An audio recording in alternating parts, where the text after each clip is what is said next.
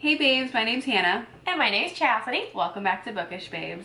Today we're going to be talking all about our non-book favorites. So like anything pop culture, things that we love that aren't book related, and I promise they exist. Yes. So, yes. A little bit different from us, but yeah. you know, give you a little bit more well-rounded idea of us. Yeah, and I just think this is fun to talk about. I love when people make these videos. It gives me ideas of shows to watch and music to listen to, so something that we really wanted to make. Yeah, and I definitely think this is gonna show a little bit of a difference between us, because like Hannah's like up to date on like shows and movies and stuff. I'm not super up to date on shows and movies. Yeah, but I'm like probably more than you though. Yeah, God, I haven't watched a movie in a long time.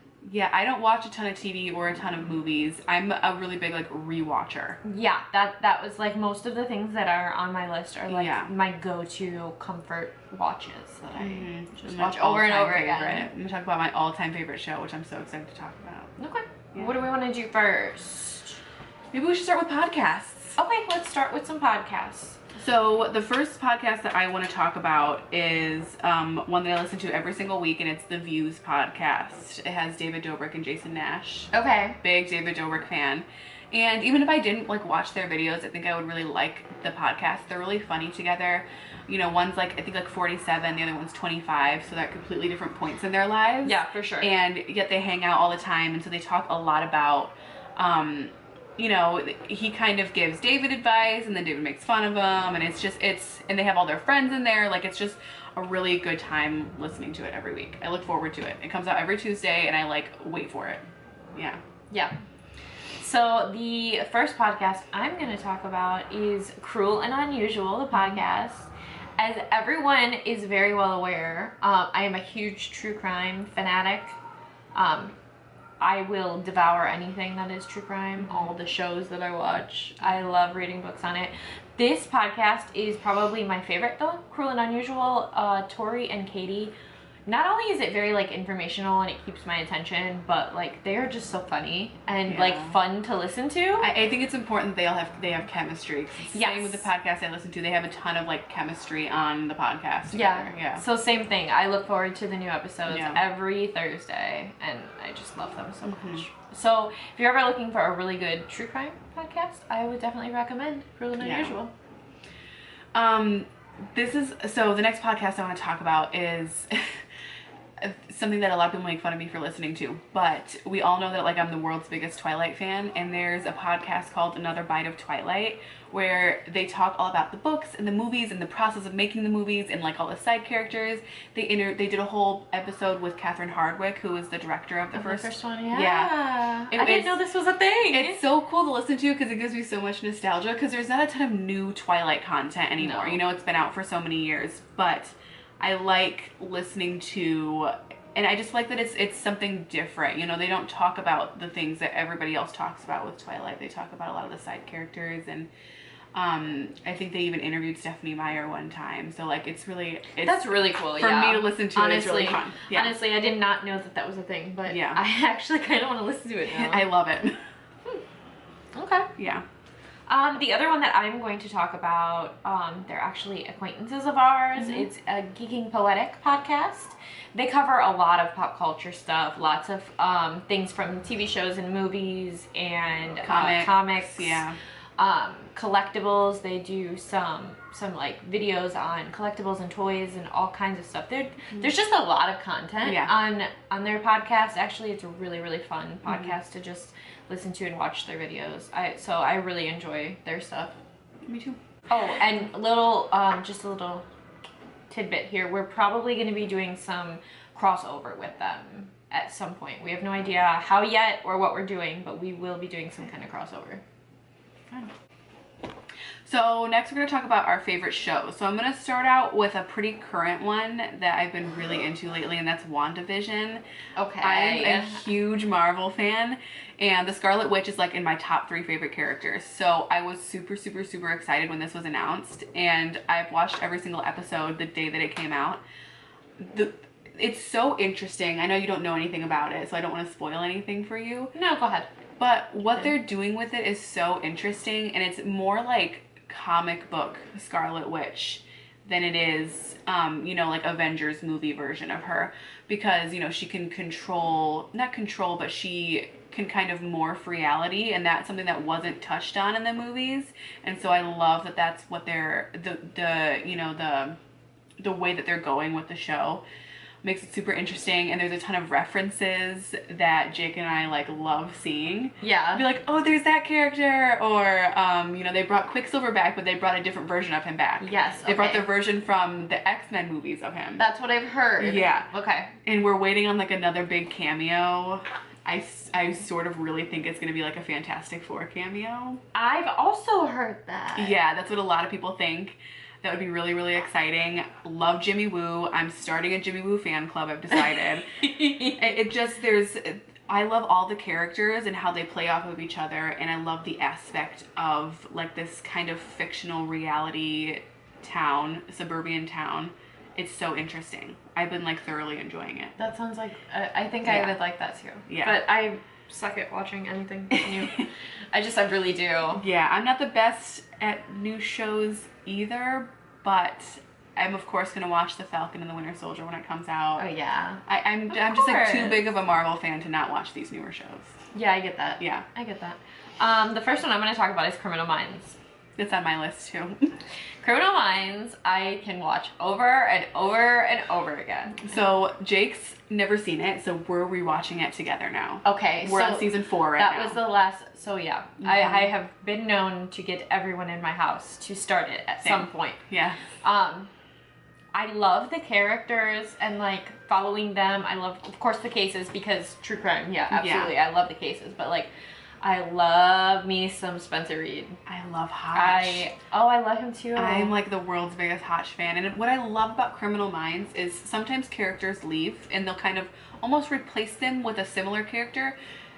But those characters always grow on me. They always, remember when Gideon left? Yes. And then Rossi came in, and I actually really like Rossi too. I really like Rossi too, but it did destroy me when Gideon left. I did love Gideon, but I like Rossi. Also, I love the chemistry between Morgan and Yes. Yeah. Because they're just the best. I love it so much. So, I mean, there's so much more to that show and those characters than just the cases. So yeah, that's definitely. And truly, like you realize that none of those cases would be solved without every single one of them being involved, which I think is so important. All those characters play a big role. There's no character that I feel like we could just do without. And I think a lot of times when you watch a show, you're like, oh, that character could go or leave, or especially with like you saying them switching out characters when people leave. It's like, how are they going to do the show without Gideon? Oh, I see now, because now they need Rossi. And when Elle left and they replaced her with Prentice. I actually really didn't like Elle all that much. I was just gonna say that. Yeah, Elle was love not Prentice. my favorite. I love her. I kind of forgot about Elle. I know. Sorry. But that's why they had to replace her. Yeah, and Prentice is such a good character. I love all the characters. I love them all. Yeah. So the next show I want to talk about is probably my all-time favorite. What? Yeah, another one of the same shows on our list. I just seen it on yours. Forensic Files. Okay, well, let's talk about that one first then. We both love Forensic Files. I literally go to sleep every night to Forensic Files. Yeah. Forensic Files. It's one of those shows, and we've talked about this before. My favorite thing about it is like you could watch the entire thing completely through, but there's so many seasons that when you go back to rewatch it, you've forgotten about those. So it's like watching them again for the first time. Yeah. I love it. I do too. I love it. I do too. And my husband's like, can you please put something else on to go to sleep? No. I'm obsessed with Forensic Files too. Yeah. Yeah. So I can't with us. Okay, now let me talk about probably my all-time favorite show, and that's Dexter. I've seen Dexter at least 3 times through. I feel like I don't know if it's the showrunner or what, but the storylines are like some of the best that I've ever seen in television. And the way that the characters are so integral to the way or the direction that the show takes. For example, Dexter just being completely a sociopath yet having so much love for his sister, I think was like, did you ever watch Dexter? It was so crucial to the show, and it helped kind of humanize him, and I really appreciate that was always a route that they took. And basically he's a serial killer that hunts other serial killers. Like so he's like kind of like an angel of death, I think is what they call him. I like that. And he sometimes even like kills, but his rule is that he only kills people who are putting other people in harm's way. So like he kills like serial killers or pedophiles or, you know, something like that. He's like a vigilante. Yes. And he knocks them out, and then once they wake up, he tells them why he's killing them, and then he kills them and he cuts their body up and throws it into the ocean. But yet he works he's a detective. So he's a blood spatter analyst. So he works for the police force, yet he's a serial killer. The whole aspect of it is incredible. That. You have to watch Dexter. I think it's on Netflix still. I'm gonna have to watch it. It's so good, and like I said, it's something I've watched several times through, and they're reviving it. Are they? There's gonna be a new season. I think it comes out in 2022. Yeah. Girl. It's just great, and like I feel like everybody who's watched Dexter really likes it, because it's just kind of like a cult favorite. I mean, I'm surprised that I haven't watched it yet. Yeah, I'm surprised too, because you would really like it. And I love the protagonists in the seasons. Every season kind of focuses on like a new serial killer as like an overall. Okay. And it's interesting to see Dexter as a serial killer like resonate with them, yet still know that he has to kill them for the betterment of society. It's so cool. It's the coolest show. I love it. I like that. Yeah. Okay, so the next one I'm actually going to talk about is an older show. There was only 3 seasons of it, but I am one of the biggest fucking fans of Roswell. The original. The original. The new one is shit. Okay, we're just gonna put that out there. I'm not going to sugarcoat that at all. I hated the new one. I watched half of an episode, and I will never watch it again. The original, however, damn, my little 90s heart. I loved Roswell, and this is kind of weird for me too because I was never like a big fan of aliens. I wasn't like into that kind of thing. It wasn't my thing, but this was one of my favorite shows ever. Yeah, I loved all of the characters. I can watch it over and over and over again. Michael and Maria are one of my favorite fictional couples ever. So yeah, this one just owns my heart. You do love Roswell. I do love Roswell. Yeah, and the books. You liked the books too, didn't you? I did. I loved the books. Absolutely. I still had them up until like 2 weeks ago. Oh, okay. Yeah, they got ruined in a flood. So yikes. Yeah, I was pretty devastated about it. I bet. But I'm hoping to find the original covers again somewhere someday. Well, the next show probably the last show that I'm going to talk about. Now, there's like a lot of shows that I've watched over the years that I've really enjoyed, but this one's a newer one, and it's The Witcher. It's something that I didn't expect to like as much as I did. One thing that I really appreciate about The Witcher is that the books, the game, and the show are all like almost completely different animals, yet they all kind of stay true to like the essence of The Witcher, which I appreciate that a lot. It's not like I'm like reading or watching the same story happen over and over again. Okay, they're each kind of unique, yet they're not different enough like you know it's the same character. And I love like super high fantasy stuff. I was a big fan of Game of Thrones too. I don't like when people compare them because they're different, but I am a big fan of high fantasy stuff, and if you liked Game of Thrones, you would probably like The Witcher because it's the same sort of genre. But yeah, I really liked it, and I liked the characters that they introduced in the show that weren't in the book or the games, and it was really good. I mean, obviously everybody kind of likes it. It was like one of the top shows that Netflix has ever had, so it was really good. I'm gonna watch it after I read the book. Yeah. Yeah. You should probably even just watch it before you read the book. They're completely different. So. Okay. It's not like you'd be spoiling anything. I could do that. And if you've watched the show, you'll understand the dual timeline aspect of it. Okay. I think that was genius to do, because I was wondering how they were going to bring that to life on a screen, but it was smart. Oh, okay. The last one I'm going to talk about is Once Upon a Time. So I really love any kind of like fairy tale stories, evil queens, princesses, all that stuff. Like, so I'm a big Disney fan. Once Upon a Time I thought was one of the coolest like portrayals. Like every different episode when it started, at least when it started, you get like a new character and you figure out who they are. And I loved how they worked it all together and you had these characters that you like grew up loving in a completely different light, and it was just so cool. I have not finished it completely. I haven't even started it, but I've always wanted to watch it. It's really, really good. Yeah. Really good. I didn't expect to like it as much as I do, but I really, really love that show. Yeah. So, do you want to talk about movies now? Yeah, let's talk about movies. Movies. Oh, okay. Yeah. So, the first one that I obviously have to reference is like really any sort of Marvel movie, but especially Captain America, the Winter Soldier. I've been watching the Marvel movies since they first started coming out. I have like a picture of me being like super young going to see Iron Man for the first time.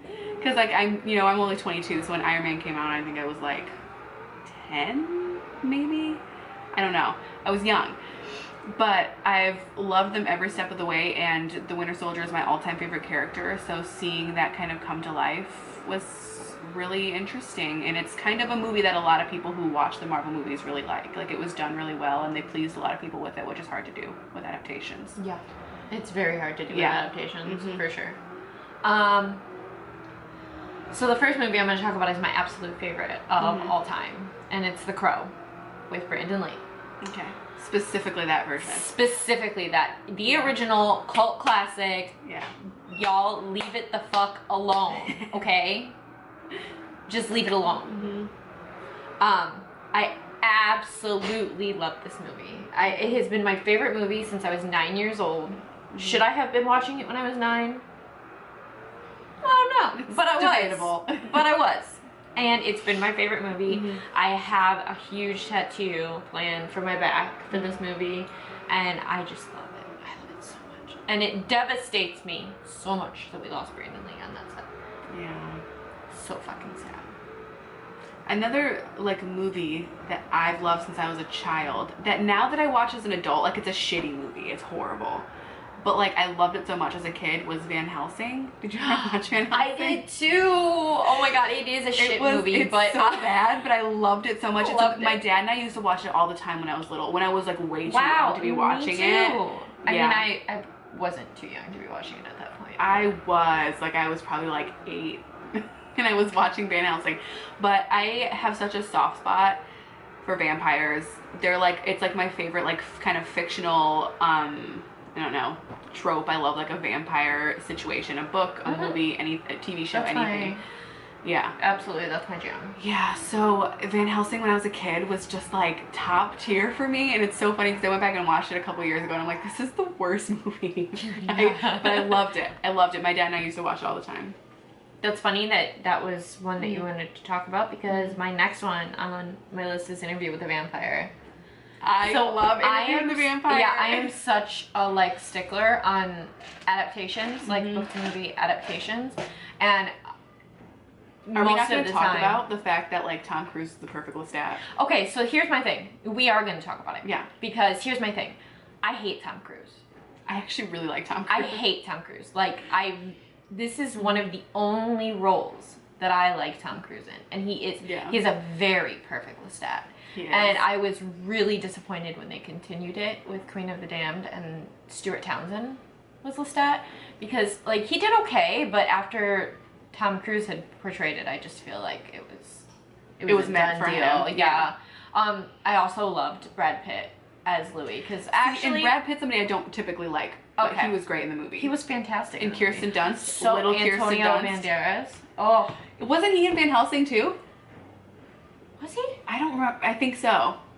Am I mistaken? I don't know. It's been a while since I've seen the movie. It's been a long time since I've seen it. But yeah, I really felt like that was a movie that actually did the book some justice. Yeah. I really, really loved it. That movie too. The next one I want to talk about, I'm a big horror fan, so these last two that I'm going to talk about are both horror, and they're both like OG cult classics. They are. The first one is Silence of the Lambs. This is another one that I saw. I love like psychological horror movies. I'm not a big fan of like jump scares. I think sometimes they're necessary and they fit well into the movie, but for the most part I like the psychological aspect of it. And Silence of the Lambs is something that like chills me to my bone every time I watch it. Yeah, it's about Hannibal Lecter. And it's, once again, I was way too young to be watching it when I saw it for the first time, but it's been like continually one of my favorites I remember when I was in high school, somebody asked me my favorite movie. It was like the first day of school. It was like one of those like icebreakers, and I said Silence of the Lambs, and like I swear to God, they like it.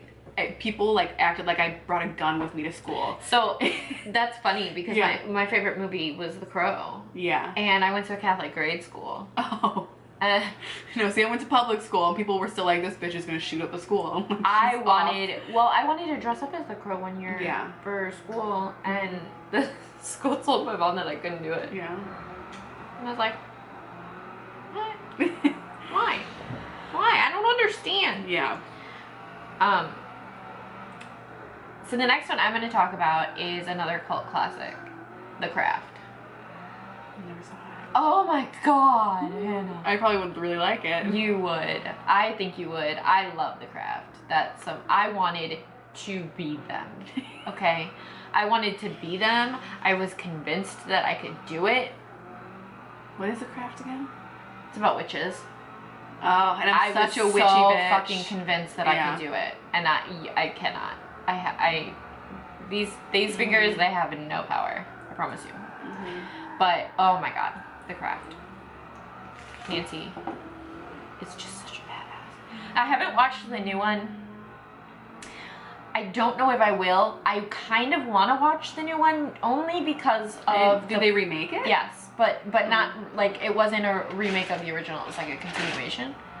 Oh. Because the only reason that I would even watch it, honestly, is because of the Polaroid of Nancy.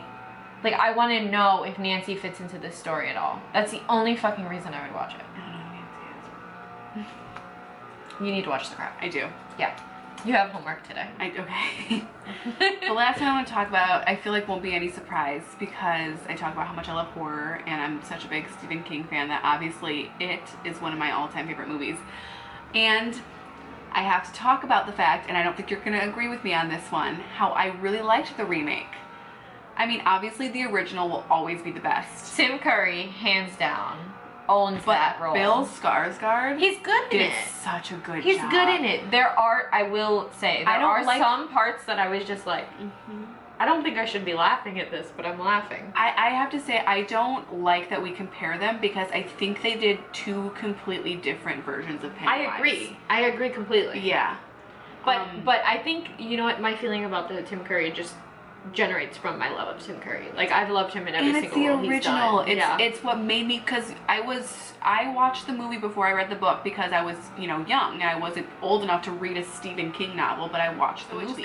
The camera just cut us off, so I don't know where we stopped, but basically I was gonna tell you that Tim Curry scared the shit out of me when I was young. So did when I was younger. When I was younger, but Bill Skarsgård was like chilling as Pennywise. He was. But I feel like it was a different version. I don't feel like he tried to go off of Tim Curry's version, which I appreciated. I appreciate that too. Yeah, so I liked both versions. The original will always be my favorite, but Chapter 2 wasn't necessary. They didn't need to do that continuation of it. I did not like it. Like, I watched it and I enjoyed it. I just don't feel like it was necessary, but I liked the remake. I did. The last movie I'm going to talk about is a movie called Legend, and it is a Tom Hardy plays the Fray twins. He plays both of the twins. Interesting. And that's a story based off of a real true crime mobster deal in London, and I fucking loved it. Tom Hardy is amazing in that movie. So that is one that I watch over and over again because I just fucking love it. And yeah, he's an amazing actor. He's great. He kills it in every single role. Yeah. Yeah, that's all I have for movies. Is that same? Okay, are we moving on to music? This was hard. I managed to narrow it down to like 6 of like the main ones that I listened to, which was difficult. I listened to a lot of music all throughout my day. And so I tried to do like some more current ones, some older ones, and some ones in between. These are just kind of like my all-time favorites. If you put my Spotify on shuffle, I guarantee like one of these would show up at some point in the first like 3 songs that you play. I listen to so much music. Yeah. But I literally just wrote like my favorites. My favorites. So the first one I want to talk about is Mumford and Sons. I have been in like the top less than 1% of their listeners on Spotify for the past like 3 years. Like it's a little ridiculous. I listen to Mumford and Sons on the daily basis. I listen to them when I read, when I get ready in the morning, when I'm driving to work. Like it's just kind of, there's a song out there for every mood that I'm in. And their writing is so beautiful, and I love like the instrumental of it. I feel like there's nobody out there quite like them, and that's why they've, you know, kind of captured so many people's hearts for so long. They're not really popular now, but they were probably 5-6 years ago. Yeah. It's probably when they were at their most popular, but I've never stopped listening to them because I love their music so much.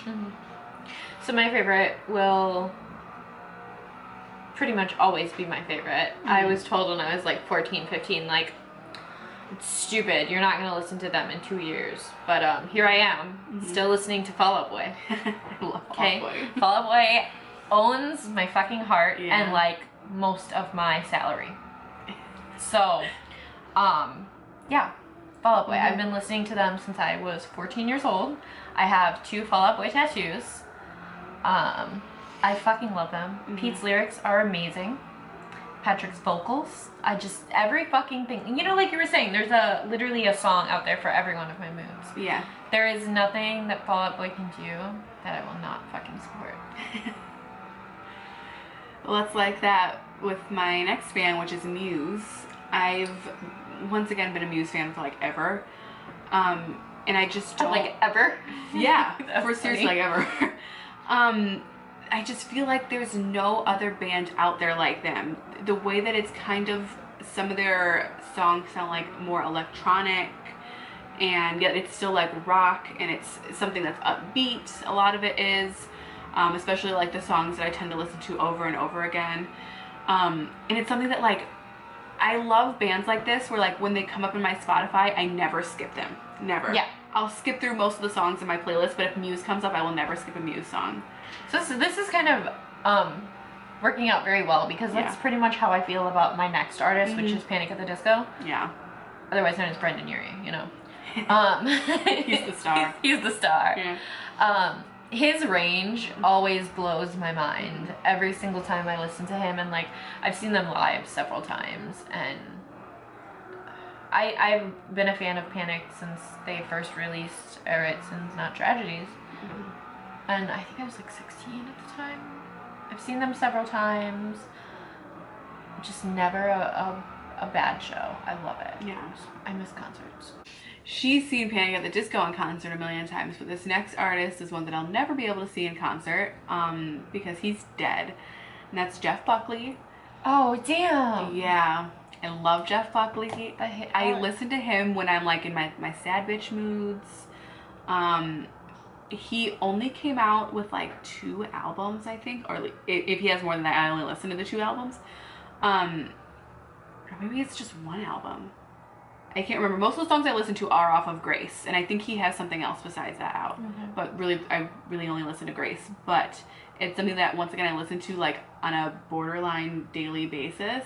Okay. And it always, the way that he writes his songs are like unmatched by anybody, and his voice is so beautiful, and the lyrics are so beautiful, and he's like one of those that I recommend to everybody. If somebody's like, oh, I need music to listen to, I'm like, listen to Jeff Buckley. He's great. Do you listen to Jeff Buckley? I do not. I love him. I do not, but maybe I should check him out. Love him. My next one is Avenged Sevenfold. Of course. Not really a shocker to anyone. Love Avenged. I think their fucking talent for instruments is just amazing, and the melodies that they come up with, I'm just like, how the hell do you even come up with that? How you do that? How you do that? Also, their lyrics are amazing, and they were known back in the day for some really long songs with really long solos, but your girl loves it all. So, yeah. Okay, so next one, I'm kind of a newer fan too. She's somebody that I actually used to hate for a long time until last year, and so you have to imagine how much I love her if she's already on my favorite list, and I just started listening to her last year, and it's Taylor motherfucking Swift. I knew it. I couldn't stand her for the longest time. I didn't understand why people were fans of her. I thought her music was complete shit. I thought she sounded like she was whining when she was singing. I couldn't stand her. Now. I couldn't stand her. And then Folklore came out. And I was like, okay, Taylor. And then I started listening to her older stuff. And I was like, okay, Taylor. So now I listen to everything that she'll ever put out. Okay. Including the older stuff. Even like I don't listen to country music. I have beef with country music. Like not bad though. It's not super twangy. It's not like, you know, all about like God and beer like most country music is. Yeah. I just love her. I think I posted on Facebook the other day, God is a woman and her name is Taylor. You did. I seen that and I was like, wow, she's in it. I'm in it. I get it now. I get her hype. But Folklore and Evermore are like two of my favorite albums that have ever been put out. That's my kind of music. Okay. Somber and sad and depressing. Yeah. I love it. Too. Yeah. The next one is the 1975 for me. I love this band. Their self-titled album is my favorite and will always be my favorite and hold a special little place in my heart. I have seen them in concert like 9 times. I've met them twice. Yeah. I love this band. And every single time I go to see them, I have a fucking blast. They put on an amazing show. They do, and their songs are so fun. So fun. And every single time they play Robbers live, I bawl like a fucking baby. That song is my jam. And it tears me apart. And I love it. So yeah, the 1975. Going off of that, there's another band that tears me apart, and that's the Fray. Oh, the Fray! The Fray. I mean, once again, somebody I've listened, or a band that I've listened to for years and years and years and years and years, and will always be my favorite. Sad bitch songs, once again, like they're just slow and depressing and moody, and I'm such a big fan of them. So emo. I truly like we need that. Yeah. And once again, I have to talk about their lyrics are just like unmatched. I've never found another band that have written lyrics like these ones that I'm mentioning, and so it's like I'm really big on that. I can listen to like catchy stuff, but only for so long. If an artist or a band is gonna hold my attention, it's gotta be well written. And the Fray, nobody writes songs like the ones that the Fray performs. I don't know if they write their own songs, and I don't care because I love them. Because I love them. Yeah. Okay, so this next one may be a little bit of a surprise to some people, but not completely. The last one on my list is MGK, Machine Gun Kelly. Yeah. Okay, so here's the thing: is I've listened to MGK for years now, but kind of like as an afterthought almost. Like my husband is a huge MGK fan. So I had songs that I really liked by him, and like I listened to a lot of his stuff, but I was not completely in love with it until he did this pop punk album, Tickets to My Downfall, with Travis Barker, and I'm fucking obsessed. I love Travis Barker. I'm fucking obsessed. Yeah. I love Travis Barker too. But yeah. Somebody needs to tell us it's not 2013 anymore. Somebody really does need to tell us that. I mean, we're talking about the Fray and Travis Barker. Yep. we never, that's the thing is I find people that I like and I listen to them just never like until I die. Yeah. Like it's what it is. That's about it. So yeah. So that's my last one. MGK. My last one is kind of completely different than anything that I've talked about. I'm a big fan of 80s rock. It's what I grew up listening to. And if somebody were to come up to me right now, gun to my head, and said, you have to tell me what your favorite band is, I would say it was Bon Jovi. Wow. Yeah. I was expecting Motley Crue from you. I do. I love Motley Crue. I almost put them on this list, but I told myself I wasn't going to go above 6. If I gave myself like 8, they probably would have been on here. Yeah. But Bon Jovi is actually like my dad's #1 favorite band. Okay. So, and my dad used to live 2.5 hours away from where I grew up. And my parents are divorced, so anytime he would come pick me up and drive me down to his house, the whole car ride we would listen to Bon Jovi. And so it's like, I mean, every time I listen to their songs, it like kind of throws me back. My dad and I don't really have a relationship anymore, and so it kind of makes me happy to listen to the songs. And they're still coming out with bops. I mean, they released something last year, and it's good. I didn't even notice. Yeah, they released something in 2020. Bon Jovi makes hit after hit, and like nobody gave them permission to do that. And I'll still listen to their old shit. And if I have to drive more than 20 minutes, you bet your ass I'm listening to at least one Bon Jovi song. Okay. Love them. All right. That's yeah. Fine. I mean, I think that's it. Yeah. I think we have talked about everything pop culture wise. Yeah. I mean, hopefully now you're like, oh, There's some random facts that I didn't ask for about these girls. You need to know but this. Here you Congrats. go. So let us know down below if you liked this video, if you share any of our obsessions. Let us know your obsessions, and make sure you hit that notification bell to make sure that you know when we post. And subscribe, and we will see you next time. Bye. Bye.